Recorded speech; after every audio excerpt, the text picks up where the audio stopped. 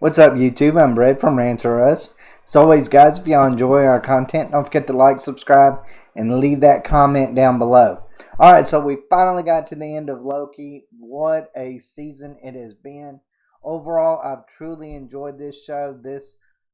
I'll be honest, I'm kind of relieved that this show is over and that we've seen the last episode for the season. Not because I'm glad that the season is over, but I'm glad that we finally got to see that Marvel can actually finish the job when it comes to series. I felt like the last two season finales or series finales from WandaVision, The Falcon and the Winter Soldier, I felt like were not that compelling. And then, of course, it just brings up the question of whether or not Marvel is capable of making a series through and through. We know just by what we've seen from WandaVision that they are capable of it, but are they finishers? You know, it's one thing it's almost like Game of Thrones. You can create the most brilliant show out there, but if you can't finish it, it's not to be remembered. I feel that way with WandaVision. I felt like The Falcon and the Winter Soldier completely and totally let me down. But you know what? Loki actually came through. Now, I'm not saying this was the perfect ending. I have a lot of problems with this episode, but overall, I think they finished it in the right way. But anyways, let's just go ahead and get into this episode. I really thought it was kind of cool. Hey, they get to the end, and you kind of have this moment with Sylvie and Loki where Sylvie is like, okay, I've waited my whole life for this one moment. That moment where she has to take a breath before they go in there, to me, kind of showed all the years that have just culminated into this one final moment. It felt epic in that way. It built up that little bit of just hesitation, built up the suspense, and I love that. I absolutely and totally love that. The when they get in there and you see the statues, I thought it was of the timekeepers at first, but if you kind of look underneath it, uh, underneath their hoods, you kind of see a clock. So I don't exactly know what that means. I guess that's referring to the TVA in some form or another.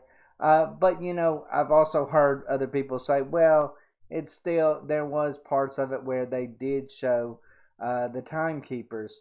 But from what I saw was strictly just cloaked figures with clock faces on them. I thought that was actually kind of cool, though. I love the whole Citadel being kind of like have that Castlevania feel about it, where that you go into this old castle, you don't know what to expect.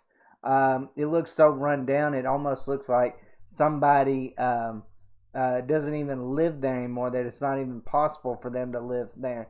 So I mean, there was all that. Okay, what is going to happen next? You knew something scary was going to happen, and of course, something really scary happened in the most shocking way, I thought. But it was, to me, it was the most brilliant part of the episode when all of a sudden you see Miss Minutes just pop onto the screen.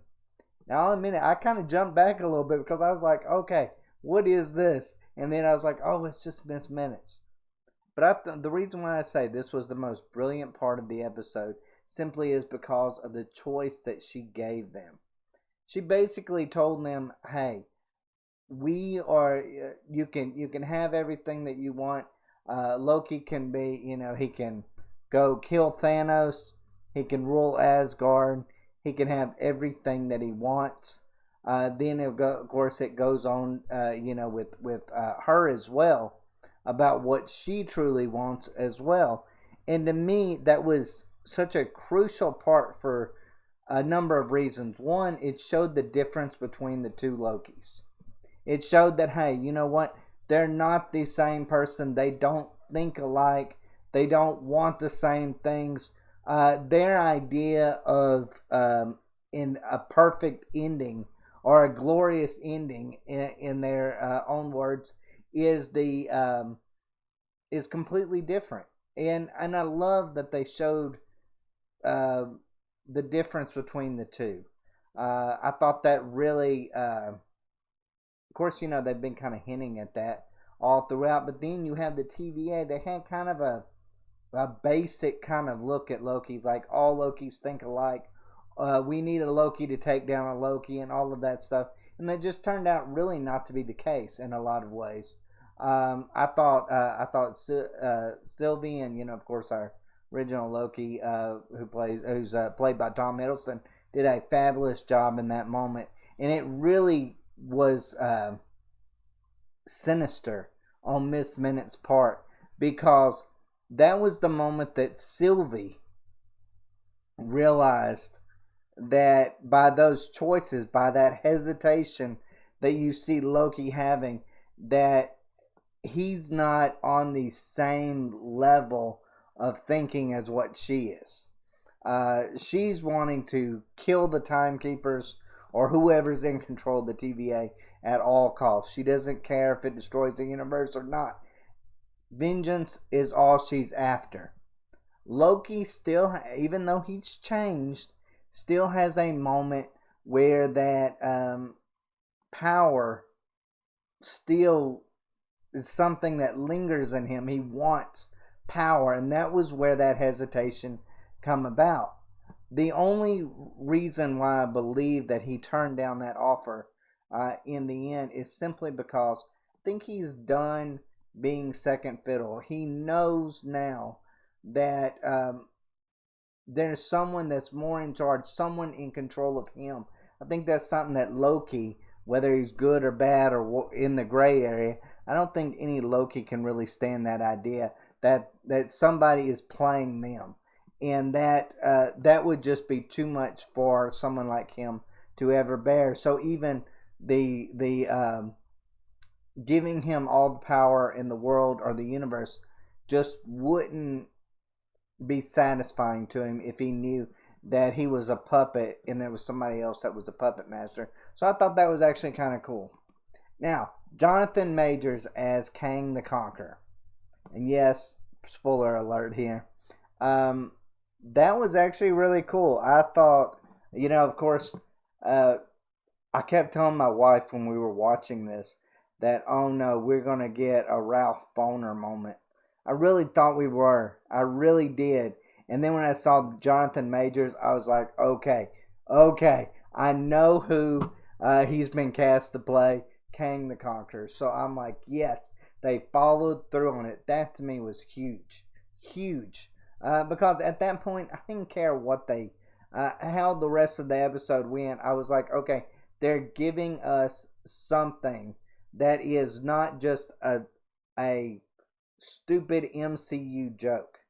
Because I'll be honest, after watching Black Widow, I'm sick and tired of the MCU jokes. I want something real, something that feels compelling, something that isn't just there to kind of have like a Game of Thrones moments where then instead of going right, they go left to take this comical turn when it should have gone right into a more dramatic turn, a dramatic moment. And I felt like after they revealed Jonathan Majors as Kang the Conqueror, that we were going to get the dramatic turn no matter how it turned out. And Jonathan Majors, I will say this, he is a fantastic actor. Lovecraft Country is what I know him from. And I loved him in that. I really did. I thought he played a great part in that. I felt like maybe he at that point he wasn't frontman material, simply because it just kind of felt like Smollett actually kind of took those reins from him in Lovecraft Country and kind of took over. But still, he's a great actor, and I think he really shows his acting chops going from Lovecraft Country, this more serious, more manly role, into this kind of a jokester, this kind of one that more unpredictable, kind of like a Joker like person. I enjoyed that. I enjoyed him from beginning to end. I will say this. when it comes to that. I enjoy that they explain things, but I kind of feel like explaining things, like, we don't need 20 minutes of dialogue of them just sitting. There's that whole thing, when you're writing a book or something, they say that, you can have a conversation, but it can still be action oriented.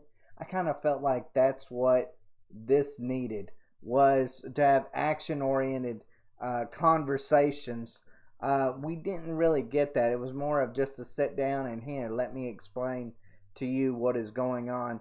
I felt like it lasted a little bit too long. I felt like an introduction, maybe keeping, if you're going to have him for season two, or at least versions of him, feel like you can expand on that story later and maybe just get on there, hey, I'm he who remains, which of course he's really not, but he is in this version.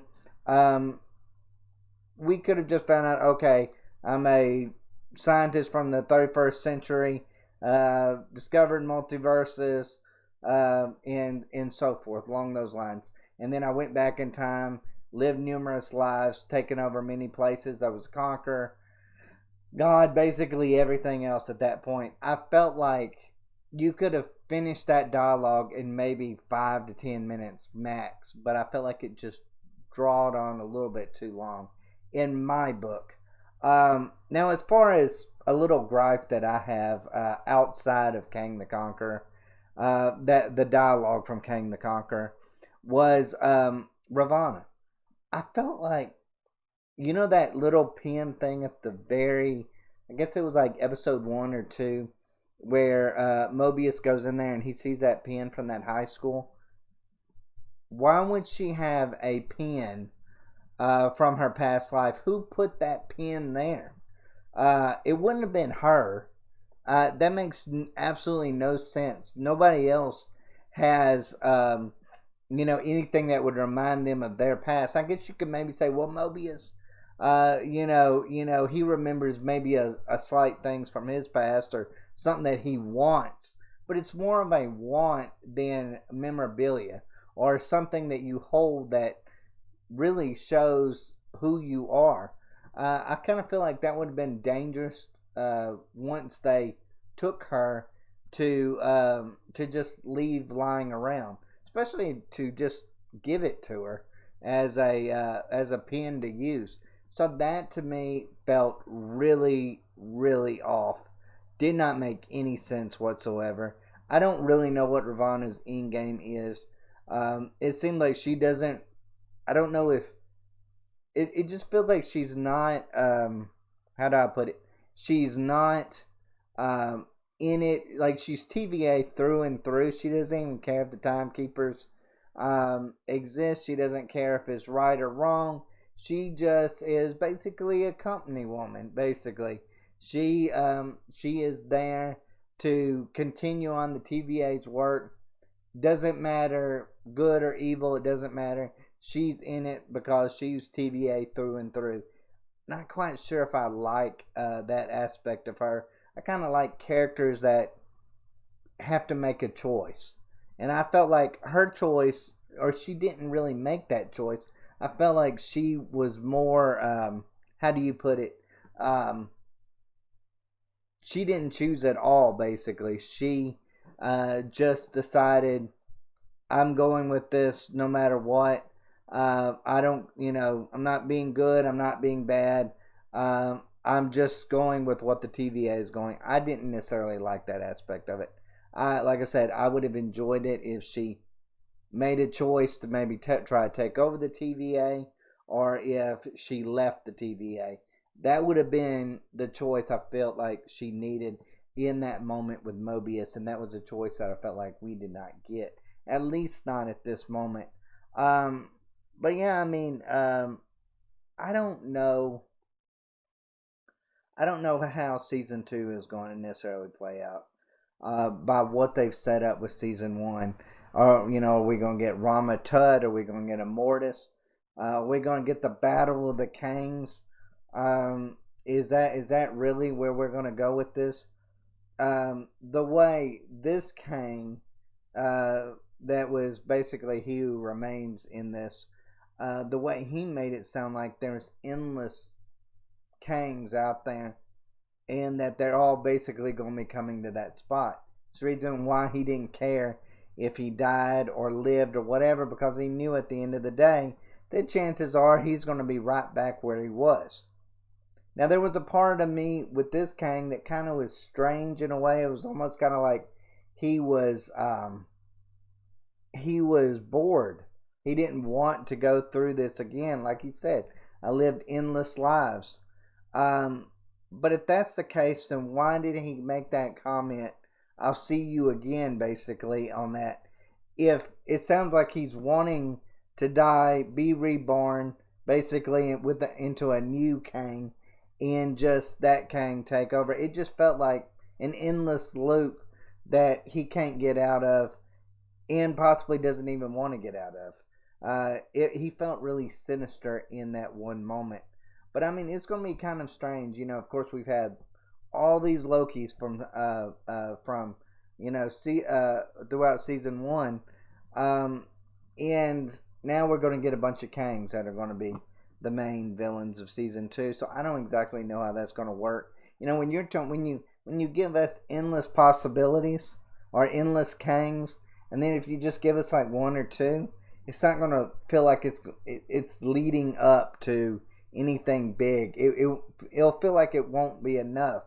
So I don't know how they're going to make that work. I don't know if they're going to have a couple of Kangs at one time. To me, it would have to be more than two. It would have to be, at least give us 5 to 10, something along those lines, or show us different variations of them in some form or fashion for me to be like, okay, this does feel like an infinite amount. But that would be kind of, I don't know how I feel towards it. I don't know if I really like that, but at the end of the day, you know what? They've done well so far. I didn't really know how this was, how season one was going to work with all the different Lokis, and they made it work. So it wouldn't shock me a bit if if all the Kangs, if they did the exact same thing with them. So that's the way I look at it. I don't know. I mean, I kind of liked the choices. Again, I go back to even the choices with Ravana, that I wish that she would have made a choice for either good or evil. I kind of like the choices that that Sylvie and Loki made in those instances to separate them. We got to finally see who the better Loki was. And surprisingly enough, it wasn't Sylvie. It was Loki. Loki is the better one. But I kind of felt like that wasn't that much of a surprise. Is Sylvie was so caught up in vengeance that she was. I think she would have destroyed the universe if she got her vengeance. Where Loki is a little bit more pragmatic. He's yes, he might be a little tad bit power hungry, but at the end of the day, he's not crazy. But I mean, look, he hasn't been through all the things that she's been through. If he had, he probably would have been in the exact same boat as what she is. But yeah, I mean, I kind of enjoyed that they kind of separated the two Lokis in that moment. It made their kissing scene a little bit more less yucky, I guess, in a way, because they feel like two different people now. They really do. They feel like they have literally nothing in common. They don't even look alike in any form or fashion, so it's not like he's kissing himself. Or at least it doesn't feel like that in that way. And I also like the idea of the way Kang kind of presented the choice of, do you want one devil or infinite devils? Because free will gives you infinite devils.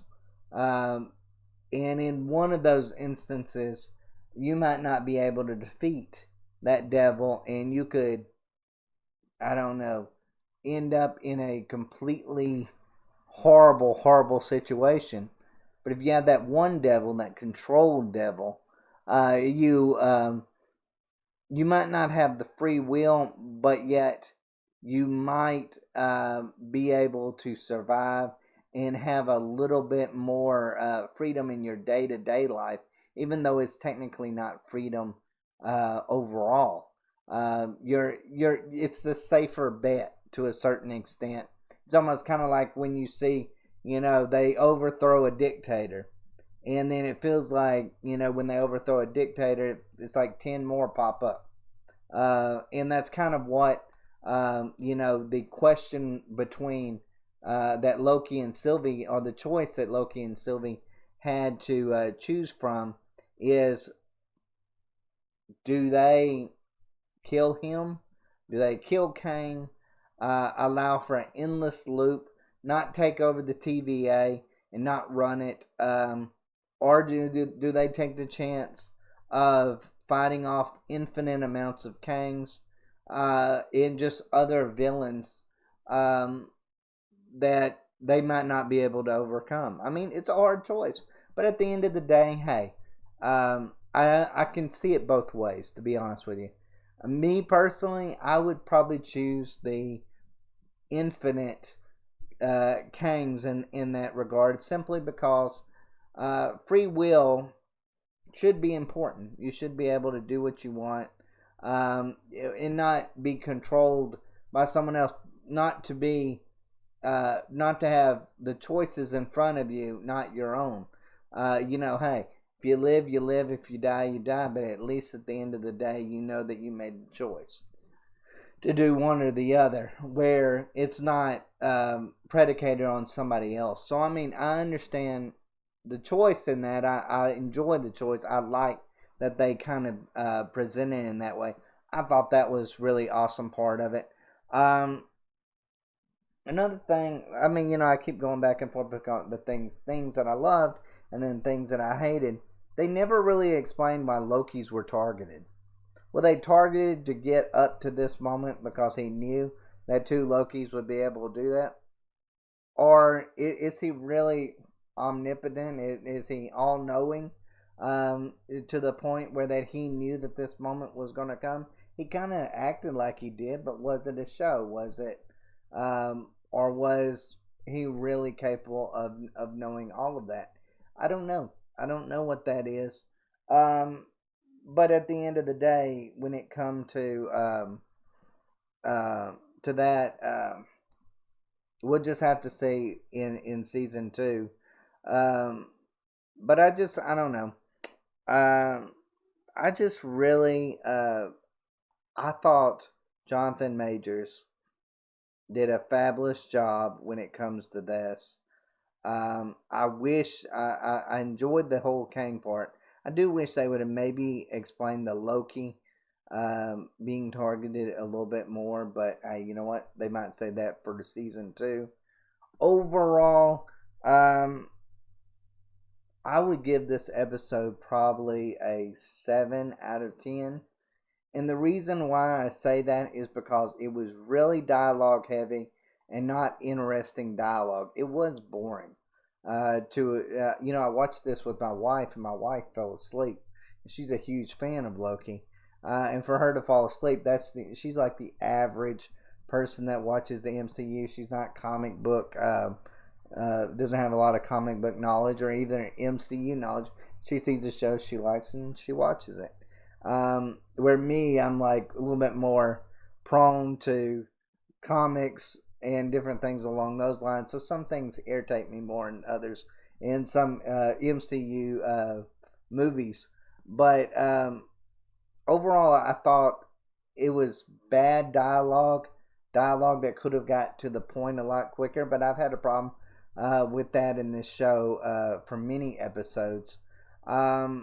At the end of the day, when they said, when that what was it, a script writer that said that there would be no love interest between the two in season one, that turned out to be a lie because they kissed at the end. So I don't know if that was just her not telling the truth fully, or if there's something more to that kiss that we're not knowing.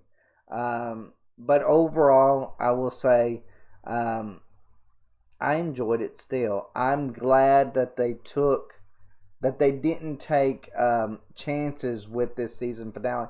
I'm okay with knowing that it was going to be Kang the Conqueror at the end. I'm okay with that. I don't feel like we needed a huge reveal of just completely left turn. I felt like stay true to what they presented us. It's like I don't want no Jon Snow moment where that you go through all of this things pointing that it's going to be him that's going to take out the Night King, and then Arya Stark comes in at the last minute and changes everything. I don't like those kind of things. I like following the breadcrumbs, and I felt like they did a very good job in this episode and of this season of allowing us to follow the breadcrumbs and seeing where they may lay. But overall, yeah, I would definitely give it a 7. I am looking forward to season 2. Season 2 can't come fast enough for me. Now, at the end, we find that Loki's in some kind of alternate timeline where Kang is already in control. It's going to be strange. I don't know how season 2 is going to start out. I don't know how they're going to be able to handle multiple Kangs. How that's going to necessarily work. I don't know if all the Lokis are going to have to fight all the Kangs. I don't know. Or if we'll even get to see any more of the other Lokis throughout this other than Sylvie during season 2. We'll just have to see. But overall, I did enjoy it.